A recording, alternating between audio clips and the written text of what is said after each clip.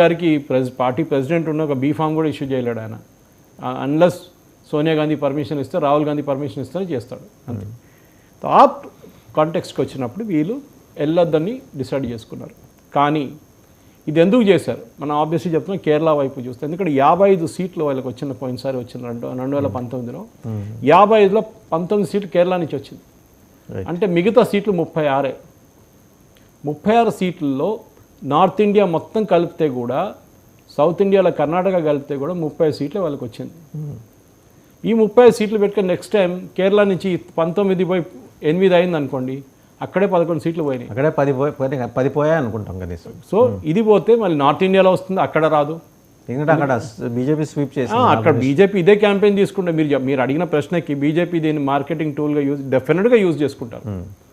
మంచి ఏ పరిస్థితి వాళ్ళ నార్త్ ఇండియాలో ఎక్కడెక్కడ జై శ్రీరామ్ క్రౌడ్ ఉందో అక్కడ వాళ్ళు డెఫినెట్గా వాడుకుంటారు. ఈ 22nd ఈవెంట్ నుంచి హైపప్ చేసి దాని తర్వాత బహుశా February 1st వీక్లో ఎలక్షన్ అనౌన్స్మెంట్ అయిపోతుంది, మోడల్ కోడ్ ఆఫ్ కండక్ట్ వచ్చేస్తుంది. దాని తర్వాత మీకు ఇనాగ్రేషన్లు ఏం చేయలేరు మీరు.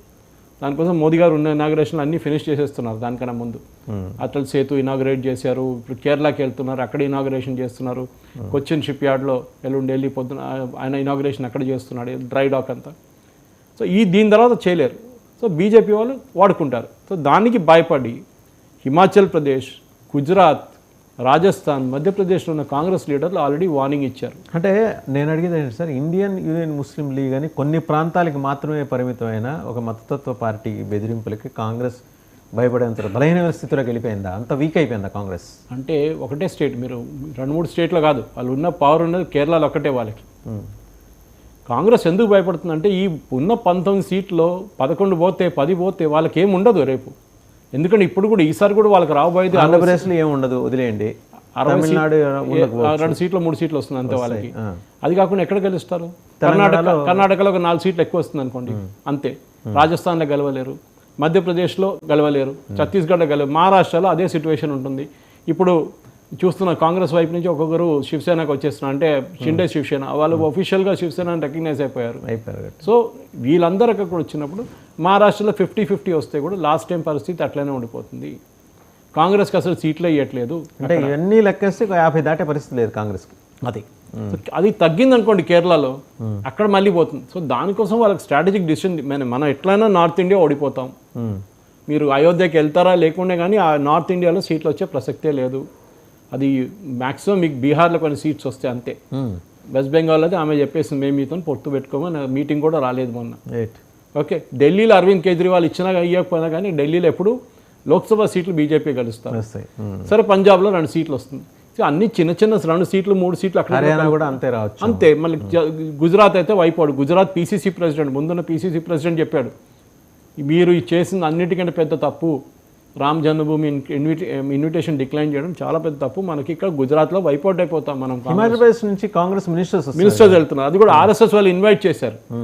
ఆలోచించారు, ఆర్ఎస్ఎస్ వాళ్ళని ఇన్వైట్ చేస్తే ఆయన ఆర్ఎస్ఎస్కి కృతజ్ఞత చెప్పారు, ఆయన థ్యాంక్స్ చెప్పారు, ఆయన ఇన్వైట్ చేసిన దానికి. ఆలోచించండి, ఆడ వస్తే ఆడ చేరు ఉండదు ఇక, అంతే సంగతి. అయోధ్య పోయి వచ్చేదాకా ఉంటుంది. వాళ్ళు రెడీ అయ్యారు, వాళ్ళు రెడీ. ఎందుకంటే వాళ్ళకి తెలుసు నార్త్ ఇండియాలో ఉన్న నేషనల్ ప్రైడ్ సౌత్లో లేదని కాదు, సౌత్లో ఉన్న గుడి నార్త్లో లేదని, కేరళలో ఉన్న రాముడికి ఉన్న గుళ్ళు ఎక్కడ లేవు.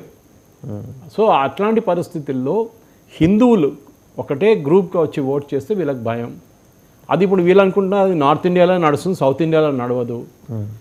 కర్ణాటకలో కూడా సదర్న్ కర్ణాటకలో ఉడిపి అంతా ఒకసారి బీజేపీ పట్టుండే, అక్కడ ముస్లిం లీగ్ ఎక్కువ వచ్చేసారు, అక్కడ ఎస్డిపిఐ వచ్చారు.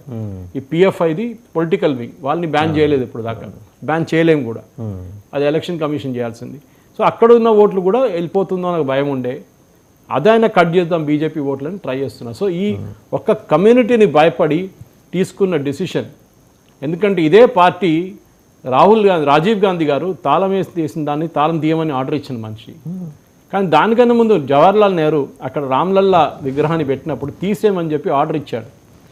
తీయనని చెప్పి అప్పుడు గోఖలే గారు ఉన్నారు, ఆయన చెప్పారు నేను తీయని చెప్పారు, I will not take it అన్నారు. కథ అప్పుడున్న ఉత్తరప్రదేశ్ ముఖ్యమంత్రి నేను తీయను, మీరు ఏమైనా చేసుకోండి అన్నారు. అప్పుడున్న ఐఏఎస్ ఆఫీసర్ కేకే నాయర్ అక్కడ అయోధ్య ఆయన డిస్ట్రిక్ట్ కలెక్టర్, ఆయన దగ్గర చెప్పారు ఆ ఐడల్ తీయమని చెప్పి తీయనని చెప్పాడు. ఆయన్ని డిస్మిస్ చేశాడు సర్వీస్ నుంచి, సివిల్ సర్వీస్ ఆఫీసర్. ఆయన కోర్టుకి వెళ్ళి కేసు కోర్టుకెళ్ళి కేసు గెలిచాడు. వాళ్ళ సతీమణి ఒక మలయాళీ లేడీ అయోధ్య నుంచి ఎంపీగా ఎన్నికైంది. ఆలోచించండి, ఎప్పుడు మన తర్వాత later she was into Jana Sangh. జనసంఘ్లో వచ్చింది. సో 1960-65లో మనం మాట్లాడుతున్నాం ఈ సంగతి, 60లో మాట్లాడు. అప్పుడే అయోధ్యలో ఇదంతా జరిగింది. ఎందుకంటే మన అందరికి తెలుసు ఇది ఒక టైటిల్ డిస్ప్యూట్. అక్కడ బాబ్రీ ఉండేనో అక్కడ గుడి ఉండేనో క్వశ్చన్ కాదు, ఆ ల్యాండ్ ఎవరిది అంటే ఆ స్ట్రక్చర్, బాబ్రీ స్ట్రక్చర్ నిలబడిన ల్యాండ్ ఎవరిదని క్వశ్చన్. అది మీరు గుడి పలగొట్టి మీరు మస్జిద్ కట్టుకున్నా కానీ ల్యాండ్ అక్కడ ఉండిపోయింది. అవును, అది ట్రస్ట్ వాళ్ళ పేరు మీద ఉంది. అఖాడా ఉంది, ఇంకో అఖాడా ఉంది, ఒక హిందూ అఖాడా వాళ్ళ పేరు మీద ఉంది. ఒకడేమో 1/3 వీలు గుంజుకున్నారు, వక్ఫ్ బోర్డు కింద వేసేసుకుంటారు వీళ్ళు. ఎప్పుడు ఏ దొరికితే మస్జిద్ కట్టేస్తే వక్ఫ్ బోర్డు ల్యాండ్ అయిపోతుంది. అది ఆ డిస్ప్యూట్ అలహాబాద్ హైకోర్టులో ఒక యునానిమస్ డిసిషన్స్ రాలేకపోతే సుప్రీంకోర్టుకి వెళ్ళిన తర్వాత జస్టిస్ రంజన్ గొగోయ్ బెంచ్ దాన్ని ఫైనల్ తీర్మానంగా ఇచ్చారు. ఇది ఆల్మోస్ట్ 200 సంవత్సరాల నుంచి నడుస్తున్న కేసు. దానికోసం ప్లేసెస్ ఆఫ్ వర్షిప్ యాక్ట్ వచ్చినప్పుడు 1971లో రామ్ జన్మభూమికి ఎక్సెప్షన్ ఇచ్చారు. ఇది ఒక్కటే ప్లేస్